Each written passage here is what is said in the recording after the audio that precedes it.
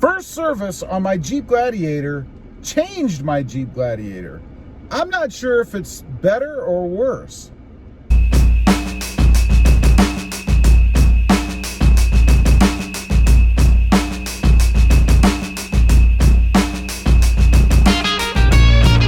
morning, everybody, and welcome back to Automotive JT. That's right. You know, recently I took my Jeep Gladiator in for its first service. It's first service since I've owned it, and actually the first service on the truck altogether. If you didn't know, it was my mother's before. We kind of traded, and this is the first time it had been in for a service. So it was its first service. Now, when I took it in, all I had done, or all I wanted to have done, was an oil change, right? New oil filter, new oil, maybe check whatever they need to grease or lube or whatever they do.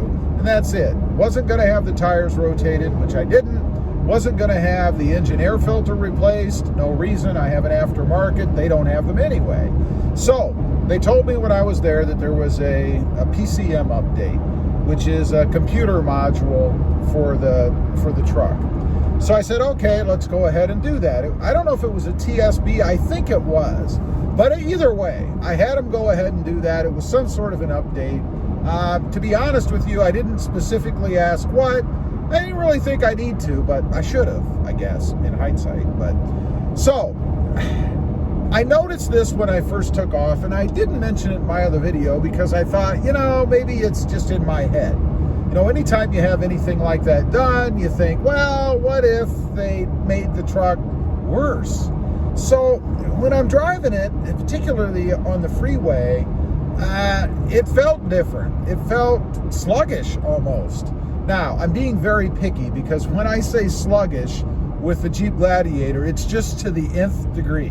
And I will say that I am very sensitive to that kind of stuff anyway. You know, rattles, the way it rides, the way it feels. Unfortunately, it's just how I am.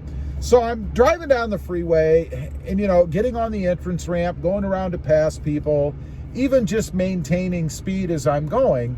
The truck felt a little bit different to me. And again, I attributed that to brain problems. I don't know. So I get home, it sat for a couple of days. I go out to get in it again. Actually, I think it was yesterday.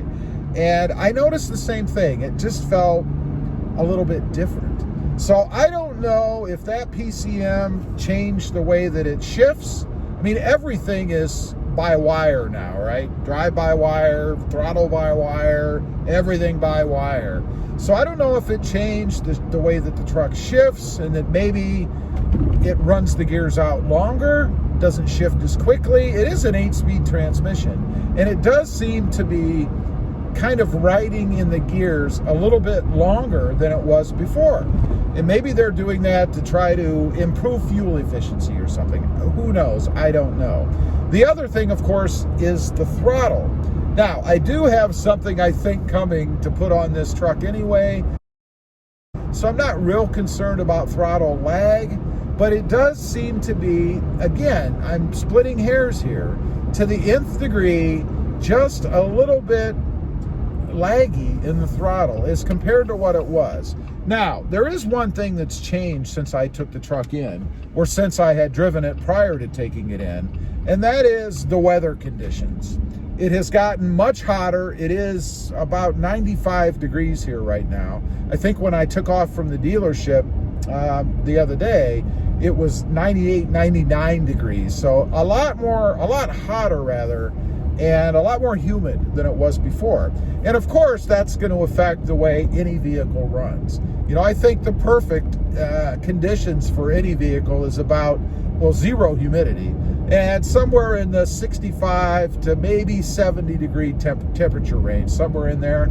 That's where I've always noticed that my vehicles run the best, particularly manual transmissions. So that could have something to do with it too, that it's just coincidence that the weather got a lot more humid and a lot hotter right at the time that I had this PCM update done.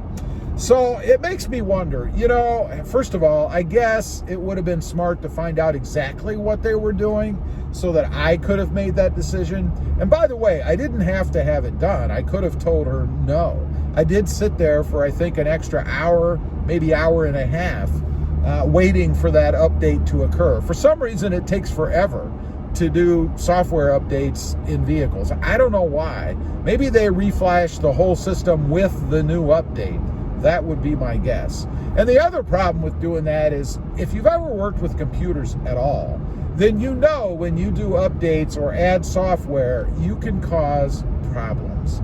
It can either hiccup a little bit or cause some kind of an issue, and then you're going to have something that was a little bit different than what you had before. And that's kind of my concern with this PCM update, that maybe indeed I do have something a little bit different than what I had before. Again, I'm not saying it's necessarily a bad thing. It's just a different thing. It's a bit of a different feel in the Gladiator than what I was used to before. It feels a little more restrained, I guess. Before it was just freer. I don't know. So I'm curious, if you've had this done, particularly to your Jeep Gladiator, or maybe to any other vehicles that you've had in the past, after you had the update done, did you notice any difference? Did the truck behave differently? I would be curious to know. Now, there is one other thing that I'm concerned about with this truck since this update, and that is the dreaded auto stop system. Everybody complains about it, and because of that, I think Jeep probably has to do something. And I'm concerned that maybe this PCM update somehow messed with the auto stop system, which, by the way, I've had no troubles with in this Jeep Gladiator, and that now I might have problems with it. And I'm not wishing for problems, especially that system. It seems to be very hairy when you have problems with that system. I know people have had all kinds of major things replaced because of that system, and I'm not looking to get into that. So what I'm doing now, since I had that done, every time I get in the Gladiator, I'm watching the gauge cluster. I'm looking for one of those pretty lights to pop up to tell me that I have some sort of an issue. It hasn't happened. I'm hoping it doesn't happen, but I really don't have enough seat time in it since the update to be confident that it's not going to happen. Who knows? We shall see. Anyway, just wanted to get on, kind of share that with you guys. Again, get some idea if you've experienced the same thing or not. I would be curious to know. Also, real quick, I do have 2 additional channels. Robmotive FST, all about my new 2021 Toyota Tundra and my hunt for the updated, redesigned Toyota Tundra. And Rob Motive, all about my 2020 Toyota Tacoma. Check them out, and if you like them, please consider subscribing. Don't forget to hit that notification bell so that you don't miss out on any upcoming videos. And do me a favor, smash that subscribe button on the way out. Thanks for watching. Stay safe out there. Bye.